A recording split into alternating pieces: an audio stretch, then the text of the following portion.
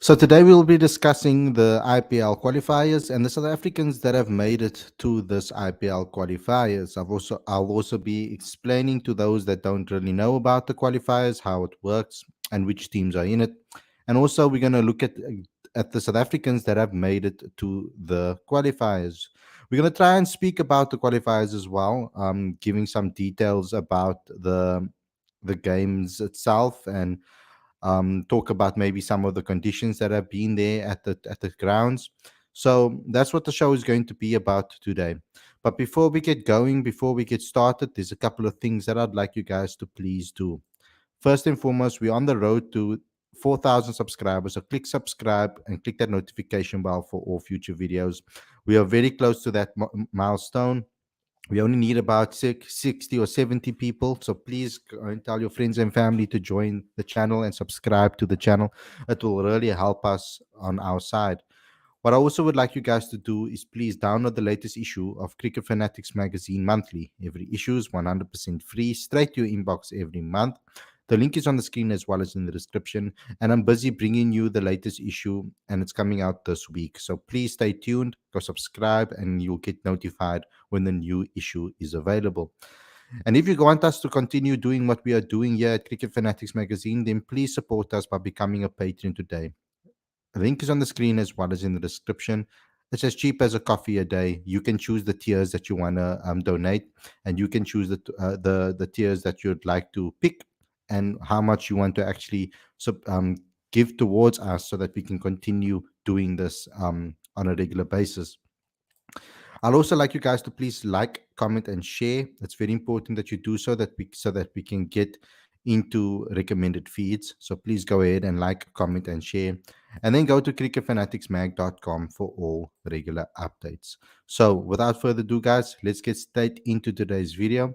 I'm looking forward to discussing this qualifiers with you.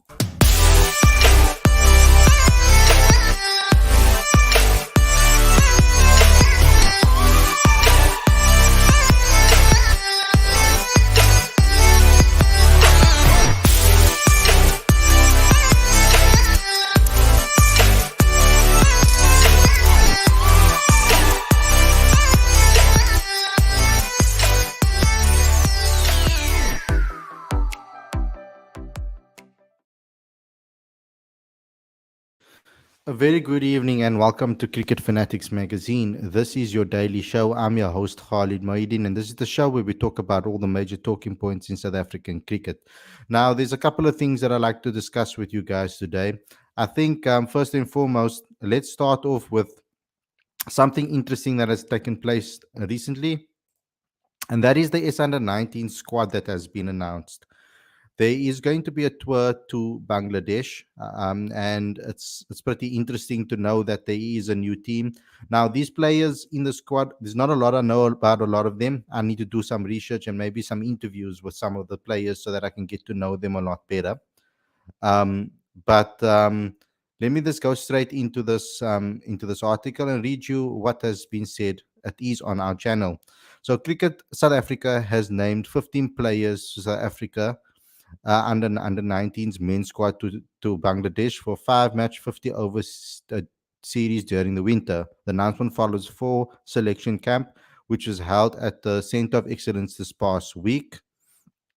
The T20 ICC Under 19 World Cup alumni Liam Alder and Kwena Mapaka have been included in the squad. I know about these two players, very talented players, but both of them. They are joined by Devan Mare, Juan James, David Tiga, and Richard Seletswane, who were part of the junior Proteas team to win last season's CSA T20 competition, the knockout competition that is. The tour takes place from 3rd to 18 July, with a final itinerary to be finalized in the coming weeks.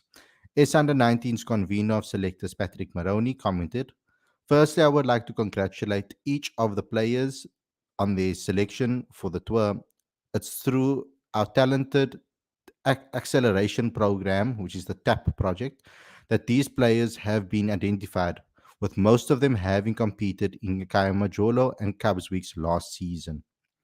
We're excited by the quality of players emerging from our youth pipeline, and we have identified a great blend of players to this tour to Bangladesh, with two of them, Liam Elder and Kwena Mapaka, bringing international experience after playing in last year's Under-19 World Cup in the West Indies. While this tour will give us a good idea of the characters of the players, it will also give the players an opportunity to put their skills to the test, similar playing conditions to those next year's World Cup in Sri Lanka. We recently had a change in management with Malibongwe Maketa taking over from Shukri Conrad as head coach of the S under 19s, and the players have adapted extremely well to Mali and his coaching staff, and in particular enjoying the selection camp this week, Maroni concluded. So here is your squad for you guys on the screen. I'm highlighting it right now. You can have a look at some of the names. Like I've already mentioned, Liam Alder is on this list, like we said before. A very talented player.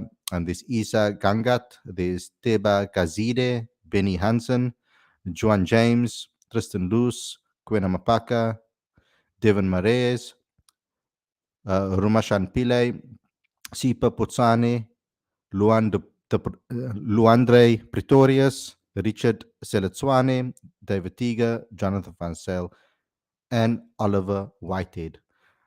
Here are some of the non-traveling reserves at the bottom of here as well for you guys to see. Martin Kumalo, Riley Norton, and Tando Zuma. With regards to the management side, we've got Maliboma Makete as head coach, Blanche Conradi as the team manager, Tubang Kumalo as the fielding coach, Justin Salmons is the batting coach, Rory Kleinfeld is the bowling coach, Curtly Diesel strength and conditioning, Shinach Jordan as the physiotherapist, and Kyle Southgate as the performing analyst. So that's your SA under 19 squad, guys. Um, Interesting to see that we are bringing a young team and taking them over to Bangladesh. I think that's a brilliant move for these guys to get some insight, obviously, from um, get some insight into international conditions very young.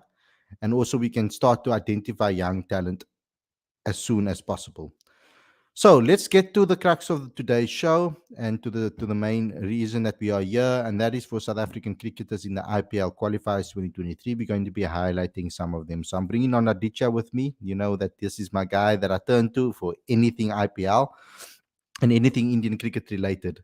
But his knowledge on South African cricket is brilliant as well. So it blends in quite nicely because he can give me some insight into some of the players as well.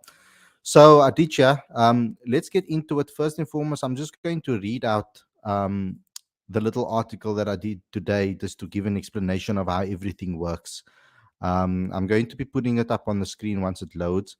And then we can get going with regards to experiment or obviously looking at the different South Africans that I've highlighted or the ones that are through to the to the qualifiers and how exactly it does work. So as you can see, David Miller is in the picture over here as the main slider because obviously he's the one player out of the ones that have gone through that has played the most amount of games and has been the most successful out of the lot. So the qualifiers of 2023 will take place on Tuesday and Wednesday at 4 p.m. in Chennai. Um, the top four teams um, in the league stage qualified for the playoffs. These teams were determined based on the overall performance and including the number of points earned from the wins and ties. Teams with the same number of points seal their spot based on the net run rate. The playoffs consist of three matches: qualifier one, the eliminator, and then qualifier two. Qualifier one is this match is played between the top two teams from the league stage. The winner of this match goes directly to the final.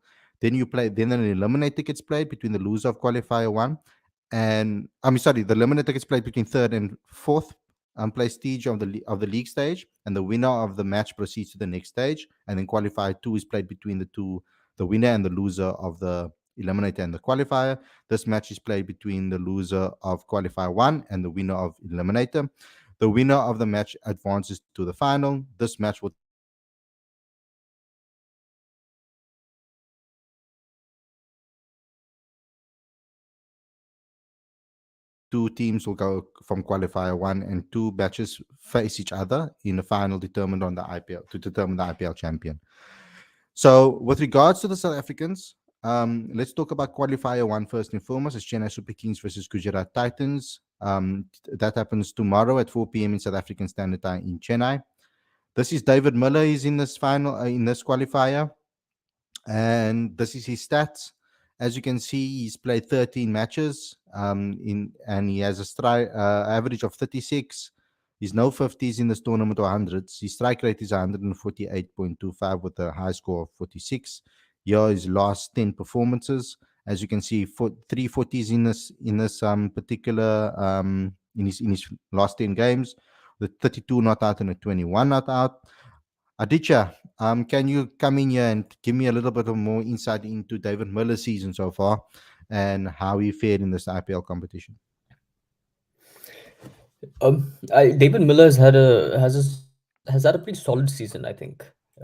And to have over 250 runs towards the end of the league stage, keeping in mind that he missed the first game, is a fairly good return. And keep in mind that we shouldn't judge number five or number six better based on the returns of the top three. So he's never going to be the sort of batter who gets the opportunity to score, Yeah. 500 or 600 runs in the season. So I think what we see of David Miller here um, is quite a solid output.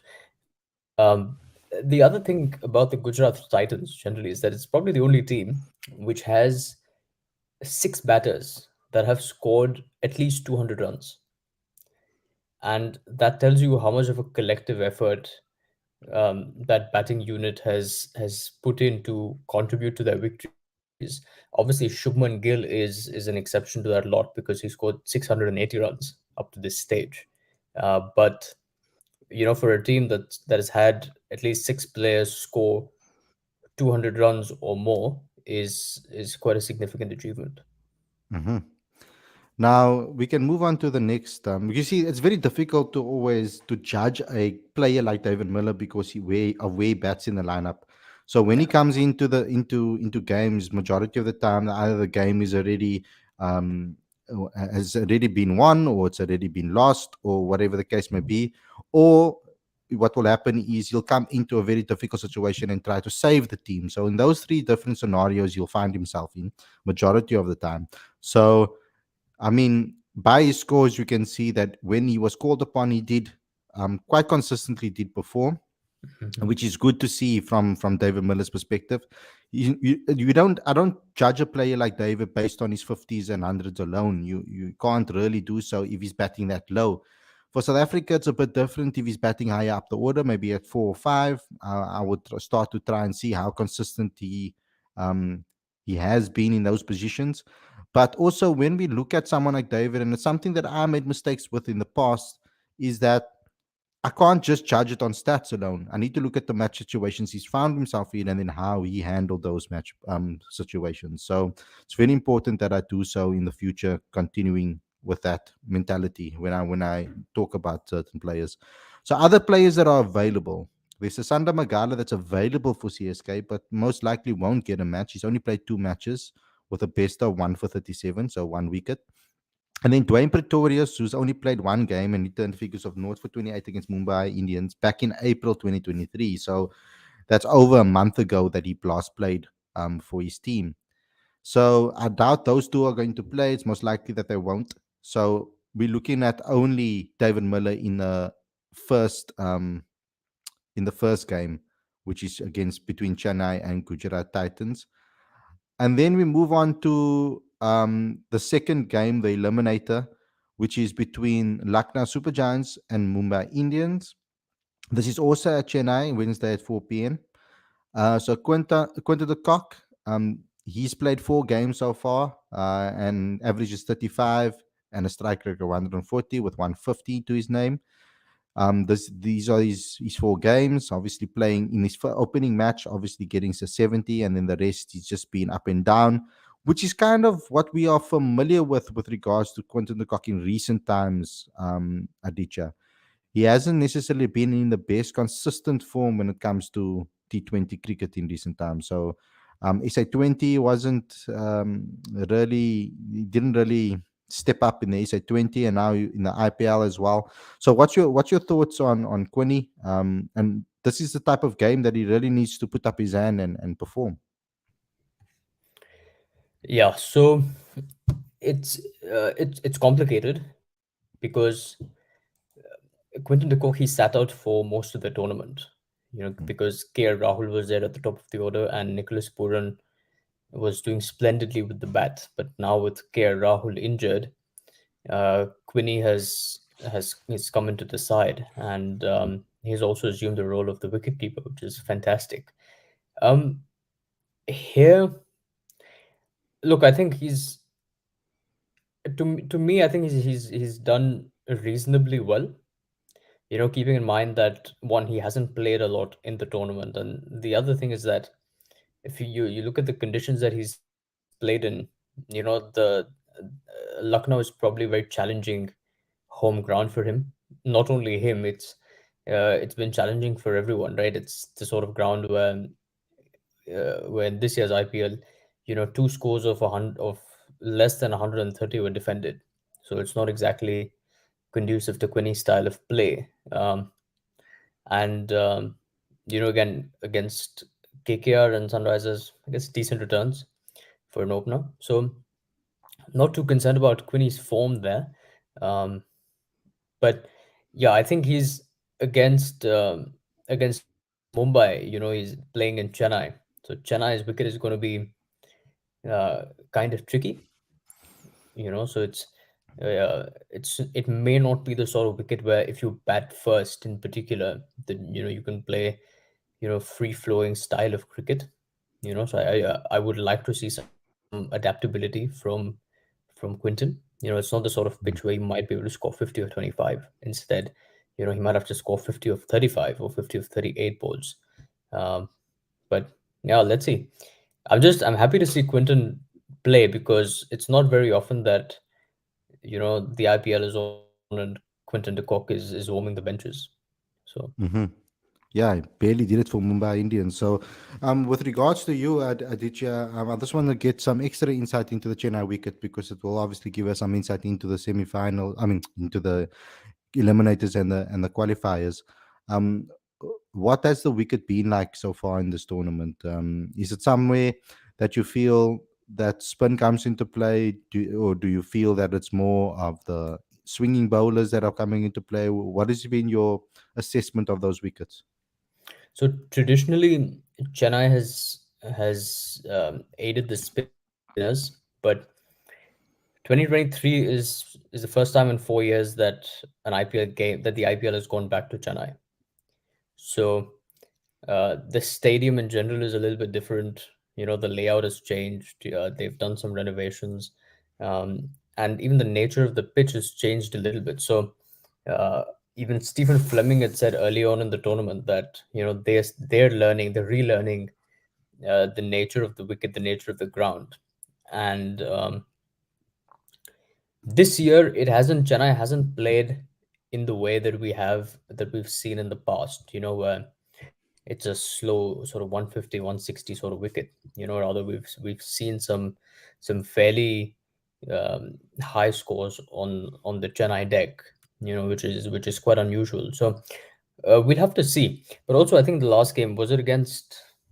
I think it was Chennai versus Kolkata. I think where Chennai batted first, and it was quite difficult for the players to get going. And I think Chennai scored about 150, 160 runs, and they lost the game, which is because Chennai is a fortress, for the Super Kings. And at the end of the game, MS Dhoni at the presentation, he said, the first ball of the second innings was bowled, and the conditions had changed significantly. And I thought it was a 180 Wow. type of wicket, not a 150. But when we were batting, it was difficult to even get to 150. So I think that it's probably better to chase, when you're in Chennai.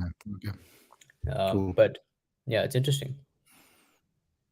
And I think that's the perfect test for someone like Wendell de Kock. A lot of people are still, some fans might be doubting his position in the Protea setup with regards to T20 cricket at the top of the order. A lot of call for Faf to come back. I mean, he's currently sitting proudly at the top of the run scorers list. Another RCB disappointment for me again. They never go. They never. It almost seems like they're never going to win the trophy, no matter what they do. But But this, I mean, this year was some serious tough luck for them, eh? Because you have like KGF performed really well. You know, it's like Faf 730 runs, Kohli 200s in 2 games, over 600 runs. Maxwell scored over 400 runs. It's a phenomenal season for Maxwell. And then you have a middle order that didn't perform to expectation. A mhm, couple of like Rajat Patidar, who, went really well last season, was injured. And you look at what happened with the bowlers. Josh Hazelwood did excellent last year, injured. Hasuranga played a couple of games, he got injured. David Willey, left arm seamer, got injured. Reece Topley oh my dislocated his lord. shoulder while he was fielding, so he's out of the tournament as well. Yeah, it's like Like, before it was always like they have a good batting lineup but a weak bowling attack. This time they had a good bowlers, but they were all injured. So it's not their luck. and you feel like, what can you do, right? And of course, Yeah. it's a bit more complicated than that. Just this morning, in fact, is check out our Twitter. I was having a conversation with Verna, we're discussing RCB's campaign, and I've said it before on this channel as well. That if you look at now, it's I guess it's nothing to complain about, but you look at RCB's home conditions, right? They're playing on the smallest ground in India, a belter of a wicket, and you've got dew. Yeah. So so that tells you that unless you scored over 220 when you're batting first, it's virtually impossible for you to defend a score. To chase. Yeah. Yeah. And which other team has to deal with that? So It's I feel true. like even if there was another team that was playing that had Bangalore kind of ground as their home ground, then that it becomes difficult. Yeah. Very true. Okay, so let's move on to the next. Some other guys, honorable mentions, I guess, because I doubt they will play. Tristan Stubbs from Mumbai Indians has played 2 games. Hasn't really performed in those two, as you can see. And then Deva Brevis, who has yet to see a game for Mumbai Indians this season. So that's the South Africans that are going to be playing in the last couple of games of the IPL. I want to hear your guys' thoughts as well. So let's get to the into the live chat. Lorenzo says, to be honest, I haven't been watching the IPL for about 6 years now already. I just don't find it interesting. It's way too long and overhyped. He says. Akshay says only Faf and Klaasen did well this IPL. Markram Nokia. Um, Kemi, wait, let's just move on. Only Faf and Klaasen did well this IPL. Markham, Nokia, Quinton de Kock were average. Janssen, Stubbs, Magala, Pretorius barely played. Whatever happened to KG should be blamed on his excessive international workload, says um, Akshay. I think the fast bowlers in this tournament really struggled. The straight up fast quicks that bowl 150 plus purely and have no that don't have extra additional skills with regards to swing, etc., and don't have maybe a slower ball in their locker. Those guys tend have tended to struggle around in the IPL this season. I mean, majority I would say from what I've heard is that batting wickets generally in the tournament, dependable on where you played. So, I mean, and in T20 cricket in general, the faster bowlers, if you don't get it accurately, good batters are going to hit you out the park easier. It's a lot easier for you to hit 150 or 145 Ks if you don't have any movement, if you don't have any Yorkers in your arsenal, etc. So you can see that a lot of people have struggled from a South African point of view. Um, this might be it could work in South Africa's favor when you're moving into the World Cup. Perhaps you could say if you're going into the ODI series, T20 series is that we're going to be playing because maybe that's a turnaround of form for them. in those particular when it counts, you know. Um, but there has been some people saying as well about Markram and struggling as a captain. You know, um, I think it's a bit early. Just like I said about Bavuma when Bavuma just took the captaincy, I said it's a bit early for us to judge him immediately when he's only played a certain amount of, if he's only captained a certain amount of games. There's an embed period that I, or embedding period that I think that he needs to get used to the environment, the new coaching style, his players and who they're going to be relying on, etc. And who's the team, because currently we don't really know who our T20 team is going to be, if they're going to go with new directions in certain positions. There hasn't really necessarily been enough games for us to be able to see that, because Rob might pull out some interesting moves out of his hat. He might be able, he might have some tricks up his sleeve as well. So we're going to have to wait and see what Rob Walter does with regards to the direction forward. I think Markram, besides the fact that he hasn't really performed well, to be honest with you, Aditya, in my opinion, I don't necessarily think, based on what I've heard Brian Lara say in press conferences, etc., and things he said, it doesn't seem like he's very clued up on T20 cricket. It's kind of almost seems like he's still a newbie to T20 cricket with the statements that he's been making. You know, when journalists have been asking him questions about certain things, the answers that he gives them kind of seems like someone talking about the game or that particular format like they don't know it. I think his inexperience in T20 cricket is showing maybe as a coach, and I think that's maybe rubbing off on some of the players. I know that Markram's the type of guy that thrives in a good environment. What is your thoughts on Sunrisers Hyderabad and Brian Lara and Markram, etc.? Yeah, look, I think what I've maintained from the beginning is that Sunrisers Hyderabad, on paper, a very strong team. You look at the names that they've got the personnel, and generally you look at any IPL team on paper, they're all really strong. But the ones that are towards the bottom of the log are the ones that don't manage their resources well. So so we're looking at Sunrisers, which are at the bottom of the log. You look at Mumbai. Mumbai have done the way they have, despite despite not having Bumrah and Archer. That's huge.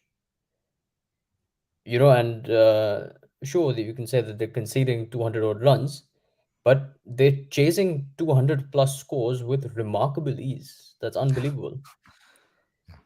It's like I think they've done it like 4 or 5 times in this tournament itself. So, so that's the thing, right? I think how you cope with your personnel is essential to winning the tournament. Now, with Hyderabad, again, I think captaining, for an overseas player to captain an IPL franchise is incredible pressure.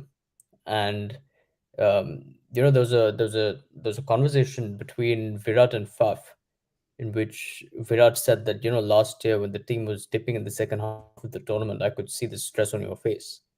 And that's not something that you typically see with Faf. The man has been through the 2019 World Cup, so he knows what stress is. Um, so for Virat to say that, when the team wasn't doing particularly well in the second half of the tournament last year, but they still managed to get the playoffs, and Faf was still stressed. I think that tells you something about the pressure of captaining a franchise. Uh, but yeah, look, I think ultimately it boils down to the fact that they didn't get the selections right, and there are these rumors about the management really interfering with the cricket on the field. And again, Markram's new to the IPL. I think this is his third season, and And being captain. he's and he's captain, so it's not like he can really say much. But I feel bad for him. His batting form, look, I think again, batting wise, I think he's been okay. I don't think he's been terrible. He hasn't been spectacular like Clausen has perhaps, but I think he's been okay. But then again, I think when your first season as captain, It's a lot um, of pressure. yeah, it's a lot of pressure, and you can't necessarily uh, you know, put out the performances that you might have otherwise, because There's more at play now. And remember, for the first time in 3 years, the teams are back to playing the home and away format.